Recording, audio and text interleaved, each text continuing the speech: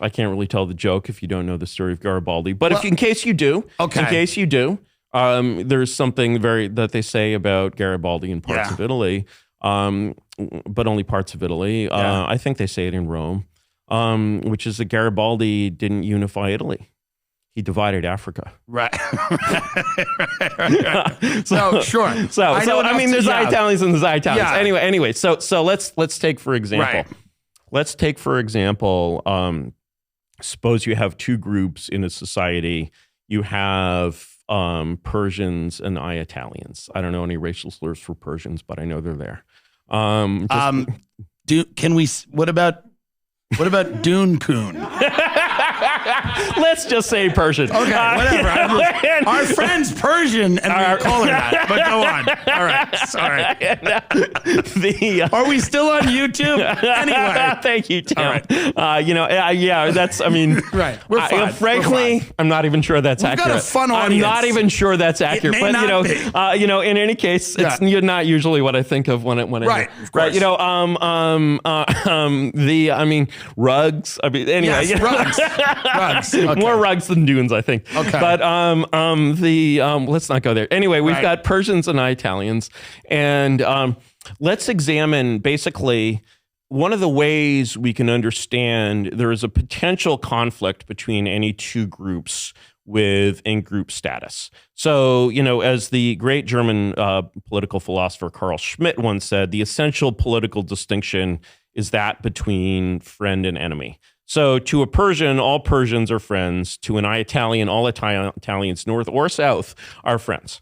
Okay. Now, within the Italian community, it's like the proverb, right? But, the thing is, when Italians think about Persians, basically, they just, they don't even think about them. Right. Actually, I think it's the other way. But, in any case, basically, so there's a couple of things you can say about this. First and foremost, basically, one of the questions you can ask about the narrative is, does the narrative promote asabiya among Persians or Italians? Are Italians, for example, taught in the schools to think, all Italians must act together? Ever since the Persian attacks, in fact, on Rome, you may recall, did you know that there was a Roman emperor that was captured by the Persians? And then, I forget, later Roman Empire, he's captured by the Persians, and he's basically used as a footstool for the Persian emperor to mount his fucking horse. Amazing. And when he dies, his skin is stuffed with straw and preserved. Right. Didn't last to this day. A lot of things are going on. But, but in any case, so this is what assholes these fucking Persians are. Right. And so if you go over to the Persians then, so you have all these stories, there's sort of a group litigation. It's like basically the Italians have this brief against Valerian. It was Valerian. The Italians have a grief. Thank you, Jesus Christ. The Italians have a brief against the Persians, right? They've been victimized by the Persians since the days of Valerian, who was just not treated like it's a war crime. Right. Look at that shit. Right.